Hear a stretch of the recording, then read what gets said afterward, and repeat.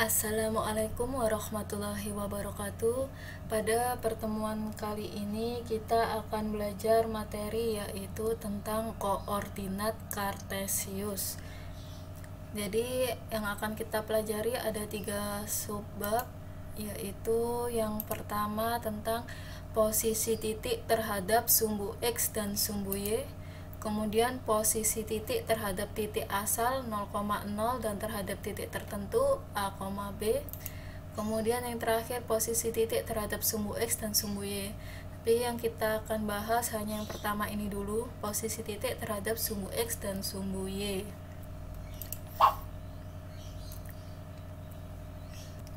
Jadi untuk dapat memahami posisi titik terhadap sumbu X dan sumbu Y, maka kita perlu lebih dahulu mempelajari tentang sistem koordinat kartesius.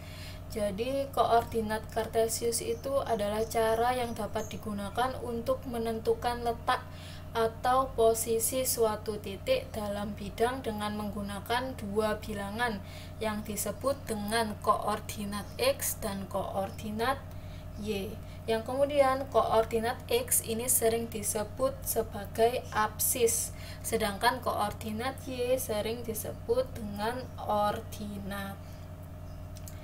Nah, untuk mendefinisikan koordinat diperlukan dua garis berarah yang saling tegak lurus, ya.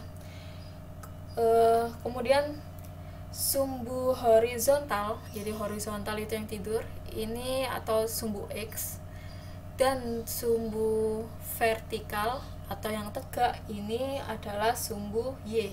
Mereka berpotongan di satu titik yaitu 0,0, yang kemudian titik 0,0 ini disebut dengan titik pangkal atau titik asal.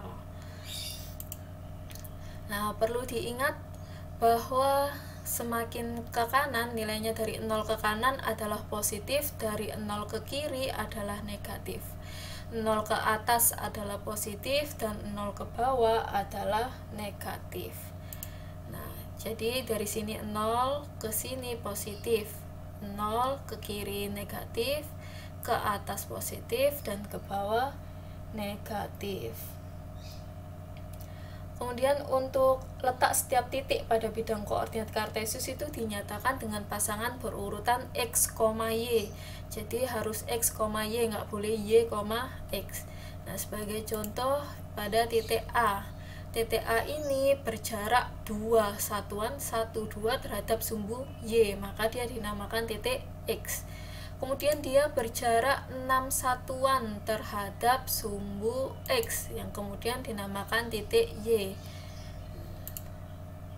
Nah, maka titik A terletak pada koordinat 2,6, ya. Jadi X-nya didulukan dulu, X-nya 2, Y-nya 6. Berikutnya untuk titik B terletak pada X-nya di sini berapa? Negatif 5, kemudian Y-nya adalah 5, maka koordinat dari B adalah negatif 5,5. Selanjutnya untuk C, X-nya di sini adalah berapa X-nya? Min 6, ya, sumbu X itu yang tidur. Kemudian Y-nya adalah min 4, maka titiknya min 6, min 4. Yang D juga begitu, X-nya 3, Y-nya min 5, maka min 3,5.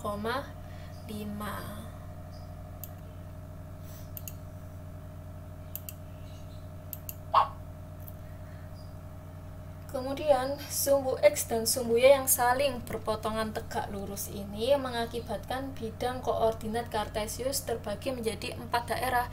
Daerah 1, daerah 2, daerah 3, dan daerah 4. Yang kemudian daerah ini disebut juga dengan kuadran. Maka ini merupakan kuadran 1, kuadran 2, kuadran 3, dan kuadran 4. Nah, coba diperhatikan untuk titik A. Nah, ini yang diingat lagi ya. Untuk titik A, X-nya yaitu 5. dan Y-nya adalah 7. Dilihat sama-sama positif ya, 5 dan 7 plus. Kemudian pada kuadran 2 di sini X-nya bernilai negatif dan Y-nya bernilai positif. Pada kuadran 3 X-nya bernilai negatif dan Y-nya bernilai negatif, dua-duanya negatif. Kemudian pada kuadran 4 X-nya bernilai positif yaitu 3 dan Y-nya bernilai negatif yaitu min 7. Sehingga dapat disimpulkan bahwa di kuadran 1 X dan Y bernilai positif, kuadran 2 X bernilai negatif dan Y positif, kuadran 3 X bernilai negatif dan Y negatif, dan kuadran 4 X bernilai positif dan Y bernilai negatif. Oke, sekian untuk hari ini. Tetap semangat walau belajar dari rumah. Stay safe, stay home. Terima kasih. Assalamualaikum warahmatullahi wabarakatuh.